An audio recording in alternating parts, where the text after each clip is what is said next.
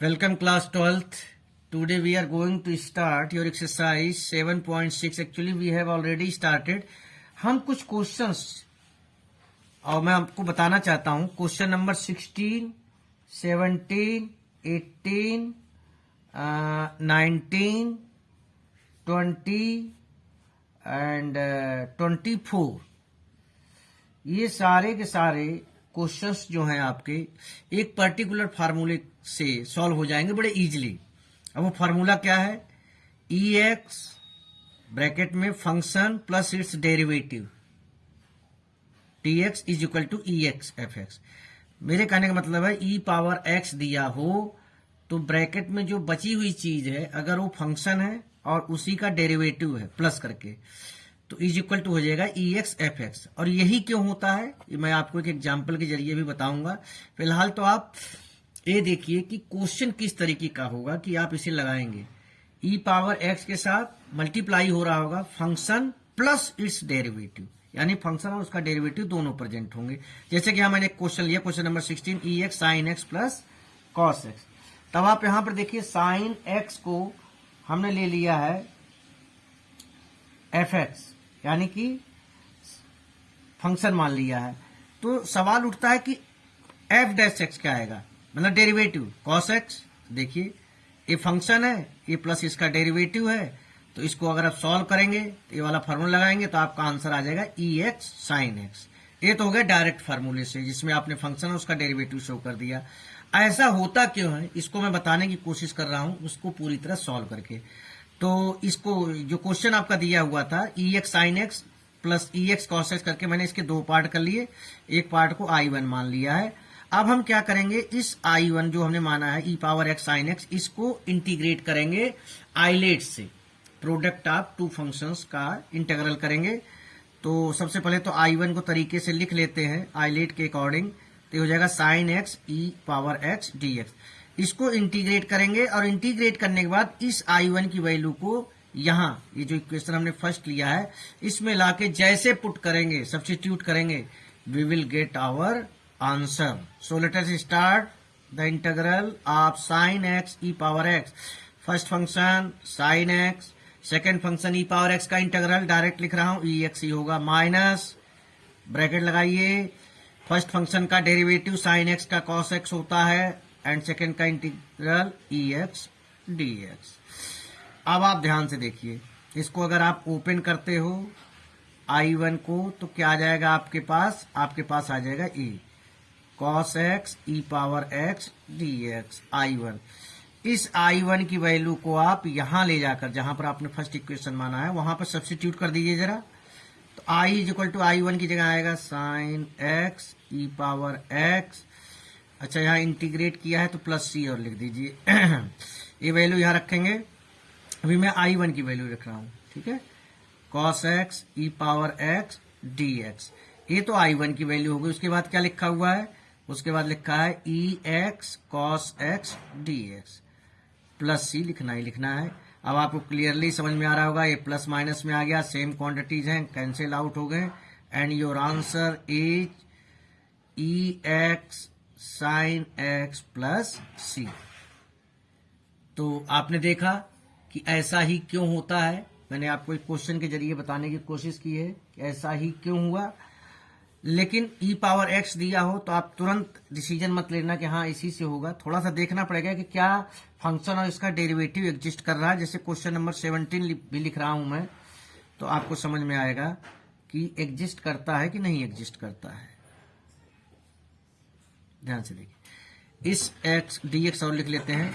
इस x को हम लिख सकते हैं 1 प्लस एक्स माइनस 1. अब सवाल उठता है हम ऐसा लिख क्यों रहे हैं. ऐसा इसलिए लिख रहे हैं क्योंकि डिनोमिनेटर में आ रहा है 1 प्लस एक्स का होल स्क्वायर. सो एक बार 1 प्लस एक्स होल स्क्वायर को 1 प्लस एक्स के नीचे ले आएंगे और एक बार जो है 1 के नीचे ले जाएंगे. हमको मालूम है कि 1 अपॉन एक्स का जो डेरिवेटिव आता है माइनस 1 अपॉन एक्स स्क्वायर आता है.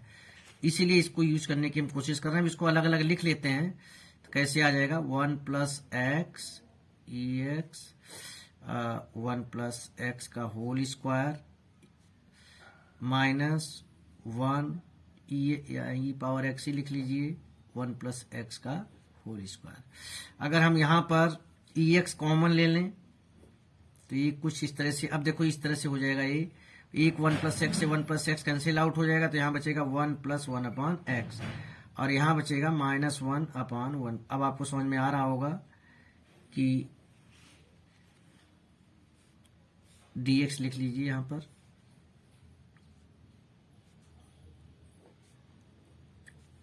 मैंने एक साथ ले लिया है। अब 1 upon 1 plus x plus minus 1 upon 1 plus x का होल स्क्वायर dx। अब आप बड़े इजीली शो कर सकते हैं क्या कि आपका फंक्शन क्या है 1 अपॉन 1 प्लस एक्स, इसका डेरिवेटिव क्या होगा माइनस 1 अपॉन 1 प्लस एक्स का होल स्क्वायर। क्वोशिएंट रूल से आप डायरेक्ट लगा सकते हैं या nx n माइनस 1 से। तो आपको मिल गया, क्या चीज मिल गई आपको कि फंक्शन आपका था 1 अपॉन 1 प्लस एक्स और derivative minus 1 upon 1 plus x. तो ex के साथ फंक्शन है प्लस इट्स डेरिवेटिव है, तो this will be equal to, integral करने के बाद ex fx, तो fx क्या है 1 upon 1 plus x plus c is equal to e power x upon 1 plus x plus c is your final answer. तो यहाँ इस क्वेश्चन में मैंने आपको सिर्फ ये बताने की कोशिश की है कि भाई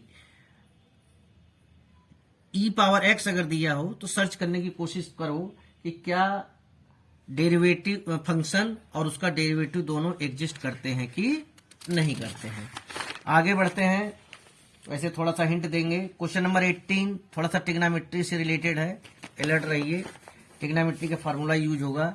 पहले इसे सॉल्व कर लेते हैं। दिया है 1 plus sine x upon 1 plus cos x. Okay, तो आप e x 1 plus sine x, sine 2 theta को 2 साइन थीटा कॉस थीटा लिखते हैं, तो यहाँ 2 sign x by 2 cos x by 2 upon 1 plus cos x क्या होता है 1 प्लस कॉस 2 थीटा सिखाया है, 2 कॉस स्क्वायर थीटा होता है, तो यहाँ हो जाएगा 2 कॉस स्क्वायर एक्स बाई 2। ठीक है, सॉल्व कर रहे हैं अभी। अब यहाँ पर अलग अलग रख लीजिए, 1 अपॉन 2 कॉस स्क्वायर। अलग अलग क्यों कर रहा हूँ, क्योंकि हमारा इंटेंशन क्या है, हमारा इंटेंशन है कि फंक्शन और उसका डेरिवेटिव दोनों चीज हमें मिल जाए प्लस करके। वही चीज फाइंड आउट करने के लिए इसको हमने अलग अलग किया। इसको पूरी तरह सॉल्व कीजिए तो ये ऊपर जाके हो जाएगा सेक स्क्वायर एक्स बाई 2, नीचे 2 और इधर 2 से 2 कैंसिल आउट हो जाएगा। कॉस एक्स बाई 2 से एक्स बाई 2 से एक बार cos x by 2 cancel out हो जाएगा, तो यहाँ बचेगा केवल sine x by 2 upon cos x by 2।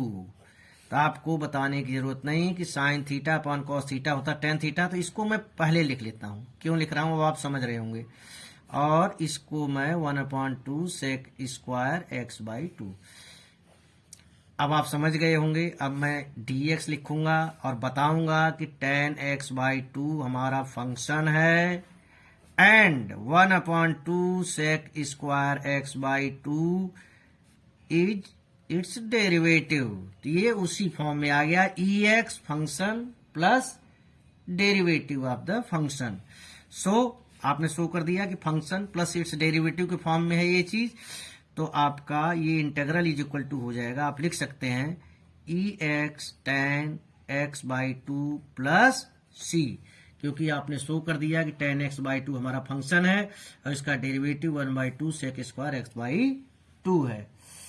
ऐसे ही क्वेश्चन नंबर 19 में 1/x को आप फंक्शन ले लेंगे, देख लीजिए 1/x को फंक्शन ले लेंगे तो -1/x स्क्वायर डेरिवेटिव हो जाएगा। 20 में x माइनस 1, इसको x माइनस 3 को स्प्लिट कर लेना। कैसे, x minus 1 minus 2, x minus 1 upon x minus 1 का होल क्यूब आ जाएगा, फिर -2 अपॉन x माइनस 1 का होल क्यूब करेंगे तो पहला वाला जो आएगा 1/x माइनस 1 का होल स्क्वायर सॉल्व करने के बाद। यहाँ मैं लिख देता हूँ थोड़ा सा तो आपको इजी रहेगा।